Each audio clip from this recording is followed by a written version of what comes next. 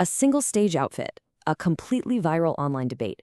Today, we're going to unpack the massive controversy that just exploded around BLACKPINK's Lisa during her world tour.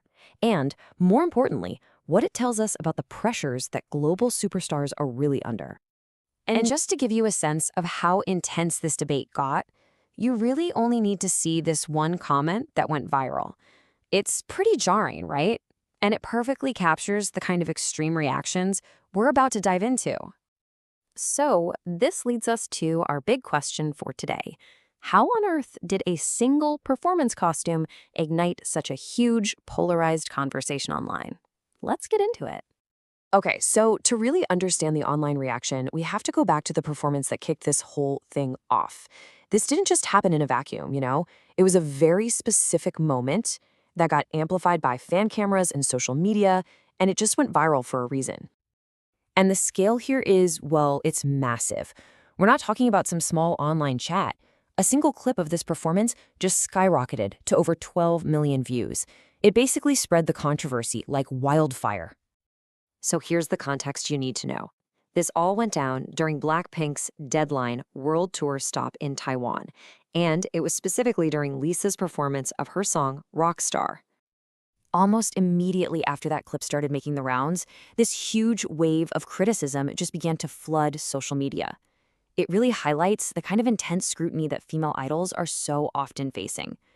So the critics were really pointing to what they called extremely revealing micro shorts, especially when you combine them with choreography that included things like the splits. And this led to a ton of comments calling the performance vulgar. Some even accused her of using her body. And of course, there were the inevitable comparisons to her more modest outfits from the past. But, that's only one side of this story. For every single one of those critical comments, there was this swift and really passionate defense from fans and supporters who saw the whole situation completely differently. And their whole defense, it really hinged on a crucial piece of information that they argued a lot of the critics had either just ignored or flat out missed. So, what was the key detail? Well, when you look really closely at the footage, you can see that Lisa was wearing skin-color tights underneath her shorts. And honestly, this is a super common practice for performers. It provides coverage and safety during really intense choreography. So you end up with this really fundamental disagreement. On one side, you've got the criticism that the outfit was vulgar and just plain inappropriate.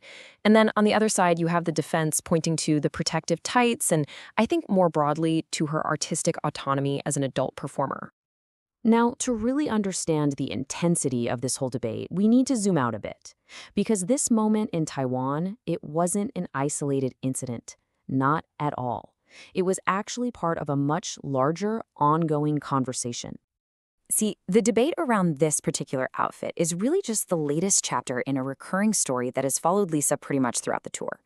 It reflects this constant push and pull between an artist evolving and what the audience expects from them. A really clear pattern started to emerge. Throughout the tour, Lisa would introduce new and often bolder outfits. And each time, a similar cycle of criticism would pop up, calling them revealing.